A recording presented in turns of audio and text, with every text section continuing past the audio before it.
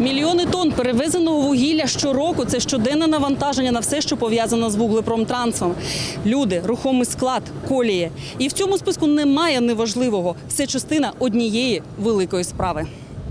Вуглепромтранс завжди працював на потребу місцевих шахт. З Мирноградвугілля працює тільки шахта «Капітальна», а збагачувальна фабрика «Мирноградська» вже більше року стоїть. І весь Покровський напрямок зараз більше простоює. На данный момент в связи с новыми веяниями смены руководства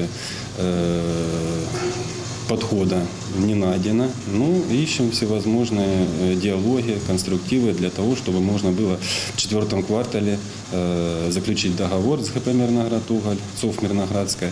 Сьогодні на святкуванні Дня залізничника було мало винуватців свята. Карантин вніс свої корективи. І присутніми у залі були лише ті, кого нагороджували. Серед тих, кого цього року назвали кращим співробітником підприємства – Микола Коваленко. Він в вуглепромтрансі 9 років і як старший диспетчер завжди знає, що відбувається на коліях.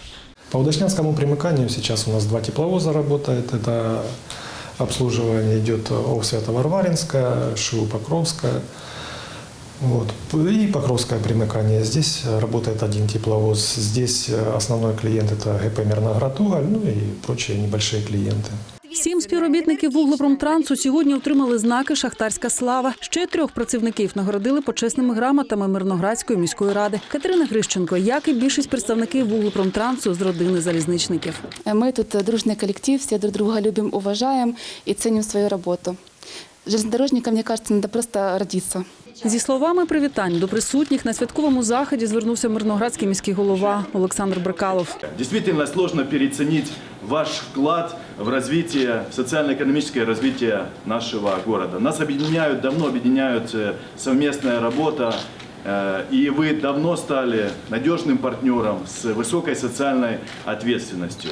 И я лично благодарю вас за тот вклад, за ту работу, за те проекты, которые нам удается вместе реализовывать. Отримавши нагороду від Мирноградського міського голови, заступник головного інженера вуглепромтрансу Андрій Смиков говорить про свої найголовніші сподівання.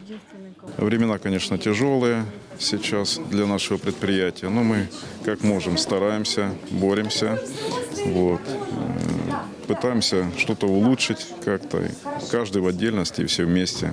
При тому, що є значні складнощі з обсягами роботи для всіх працівників вуглепромтрансу, найперспективніший напрямок – Удачненське примикання. Стабільно працюють головні партнери вуглепромтрансу – шахтоуправління Покровське та збагачувальна фабрика Свято-Варваринська. Будівництво фактично нової шахти дає можливість залізничникам планувати своє майбутнє. 2 мільйони 208 тисяч тонн вантажу було перевезено цим напрямком з початку року. График отгрузки концентрата выполнен за первое полугодие на 105%. Вот. Сейчас у нас идет второе полугодие. Погрузочным ресурсом шахтоуправления Покровска обеспечено. Работаем с колеса. Задержек, сбоев, аварий по нашим причинам отсутствовали. Ну, мы работаем в общем тандеме и считаю, что это значимый успех для нашего предприятия. Підприємство будує плани на майбутній рік. І сьогодні, в День залізничника, тут говорять про те, що оптимізовано все, що можливо, колектив збережено, очікують на обсяги по Удачненському напрямку і вірять, роботи вистачитиме на всіх.